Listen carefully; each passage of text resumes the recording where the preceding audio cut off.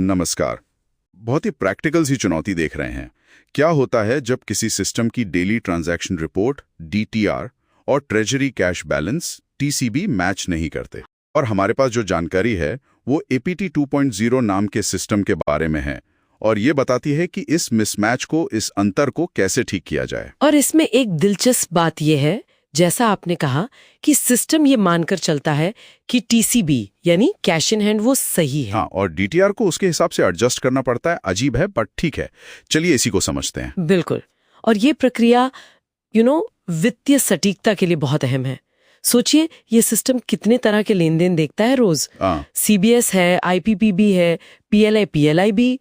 तो दिन के आखिर में हिसाब बिल्कुल सही होना चाहिए। सही बात है। तो होता क्या है कि जब DTR बन रहा है और बैलेंस मैच नहीं हुआ TCB से, तो एक मिसमैच पेज आ जाता है। हाँ, स्क्रीन पर। हाँ, अब यहाँ सबसे पहला और शायद सबसे जरूरी कदम क्या है?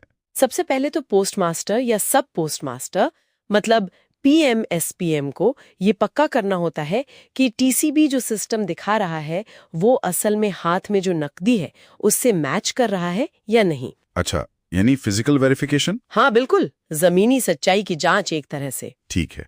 और ये करने से पहले उन्हें कुछ और चीजें भी देखनी होती हैं। जी हाँ, कई चीजें हैं। जैसे क्या सारे कैश ट्रांजैक्शंस अप्रूव हो गए, प्रोसेस हो गए, काउंटर के सारे लेन देन का हिसाब आ गया। अच्छा। और CBS IPPB का डेटा मिला या नहीं, ठीक से आया या नहीं, कहीं सबमिट अकाउंट में तो कोई गड़बड़ नहीं दिख रही। ये सब देखना पड़ता है मिसमैच एंट्रीज से पहले। समझ गया। तो मान लीजिए ये सब चेक कर लिया और सब ठीक है, लेकिन फिर भी अंतर है।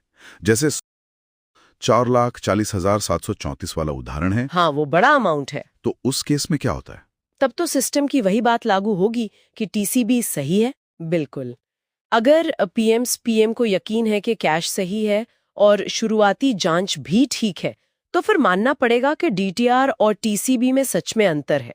अच्छा। अब काम है ये पता लगाना कि अंतर क्यों है। जैसे उस उदाहरण में 4,44,734 रुपए का। ऐसा लगता है कि शायद CBS वाला डेटा या तो मिला नहीं या ठीक से सिस्टम में फ्लो नहीं हुआ। ओके।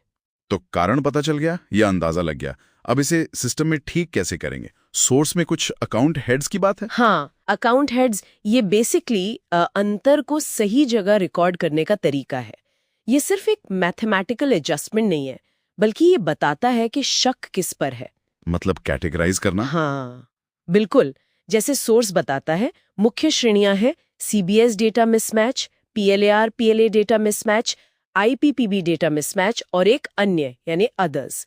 और हर एक के लिए रिसीप्ट्स यानी आमदनी और पेमेंट्स यानी खर्च के मिसमैच कोड अलग अलग हैं। अच्छा, रिसीप्ट और पेमेंट दोनों के लिए। हाँ, ताकि नेट इफेक्ट को बराबर किया जा सके।